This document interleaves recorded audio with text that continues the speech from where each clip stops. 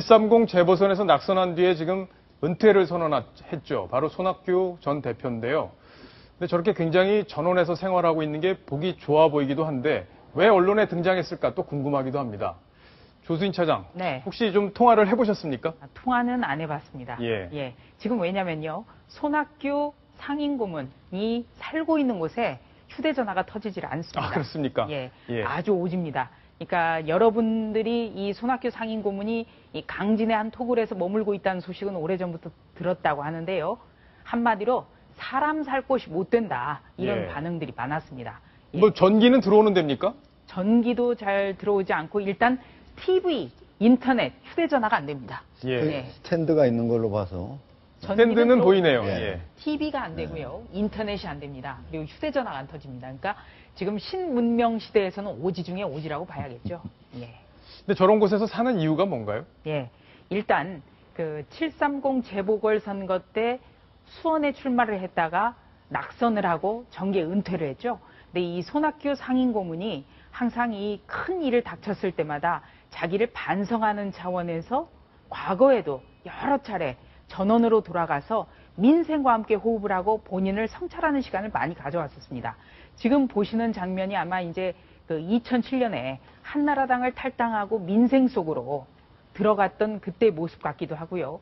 또 2008년의 경우에도 그 7월에 대표, 그러니까 새정치연합의 한 전신이었던 대통합민주신당을 끝내고 옛 민주당을 손을 잡은 통합민주당의 대표를 거친 적이 있습니다.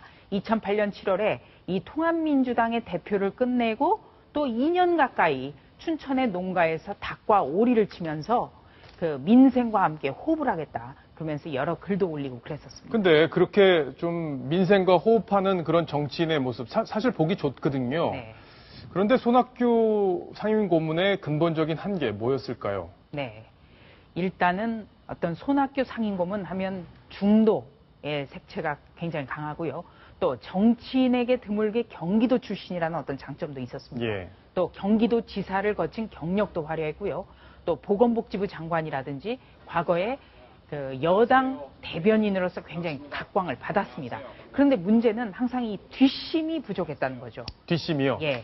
그러니까 한미 FTA만 하더라도 과거 야당이었던 한나라당이 있을 때도 그 노무현 대통령의 한미 FTA 그 추진에 대해서 굉장히 환영을 했고 또 가야 된다 이렇게 했지만 정작 당대표로 있을 때는 한미 FTA 처리가 불발됐습니다. 예. 네. 그러니까 뒷심 부족. 그리고 또 2011년 12월이죠. 그 당 밖에 있던 문재인 의원이라든지 또 이해찬 의원을 불러 모아서 야권 통합을 꾀했습니다만 그 야권 통합 정당에서 본인이 내팽개치는 예. 이런 또 안타까움도 있었고요. 그래서 어떤 심지가 굳고 또 뜻을 세웠으면 밀어붙여야 되는데 이게 잘 안 됐습니다. 2%가 부족했던 거네요. 그렇습니다. 예.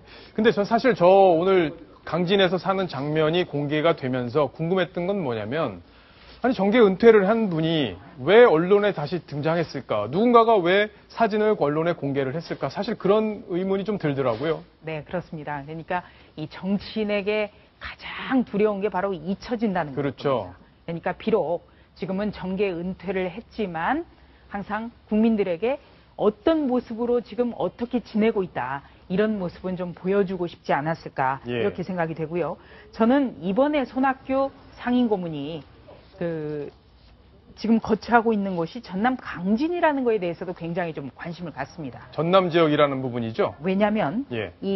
지금 이 강진은요. 다산 정약용 선생과는 뗄래야 뗄 수 없는 곳입니다. 예. 그러니까 다산 정약용 선생이 걸었던 옛길도 둘러보면서 그 목민관의 중요성 그리고 백성 본위의 봉사 정신을 중요시했던 어떤 다산 정신을 기리고 있지 않겠느냐. 예, 이런 생각도 좀 아니, 해봅니다. 그렇다면 네. 결국에는 정치를 다시 하겠다는 거 아닙니까? 아마 앞일은 아무도 모릅니다만 예. 과거에 김대중 전 대통령도 그랬고 또 이회창 전 한나라당 총재도 정계 은퇴를 했었습니다만 또 돌아왔거든요. 그렇기 때문에 아직은 좀 가능성을 봐야 된다. 그리고 또 새정치민주연합에서는 아직 이렇다 할 어떤 대선 주자가 뚜렷하게 부상하지를 않았습니다. 예. 네. 또 안철수 전 공동대표죠. 참 그 제3의 인물로 각광을 받았다가 불과 얼마 안 돼서 지금 굉장히 씁쓸한 퇴장을 맞지 않았습니까? 예. 그리고 또 문재인 의원 같은 경우에는 본인이 대선 재도전하겠다 이렇게 밝혔음에도 불구하고 지금 어떤 국정 운영의 경험 같은 거를 전혀 살리지 못하고 세월호 유가족과 단식을 같이 하고 오히려 세월호 유가족의 입장에서 그 동조만 하고 있는 그런 모습을 보여주고 있기 때문에 좀 실망스럽거든요. 예. 그래서 야권의 어떤 인물난 속에서 다시 한번 손학규 고문에게 SOS를 치는 그런 일도 벌어지지 않을까. 그럴 수도 있겠네요. 손 고문이 경기지사 시절에 남양주에 있는 그 다산 유적지를 상당히 공을 들여서 개발한 적이 있습니다. 아, 그렇습니까? 그리고 다산에 관련된 각종 행사를 많이 개최를 했었거든요. 그래서 다산의 정신을 본만든 정치인이 되려고 했는데 이번에 강진, 그 다산이 많이 머물렀던 그쪽에 내려갔기 때문에 스스로 셀프 유배를 가는 거 아니냐. 예. 이런 그 패러디까지 돌고 있습니다. 네. 그래 어쨌든 뭐 이렇게 정치인의 저런 행보 무조건 나쁘게 볼 것만은 아닌 것 같고요. 그 세상과 떨어진 곳에서 뭐 조용한 그런 곳에서 깨달음 많이 얻어 오시기를 바라보겠습니다.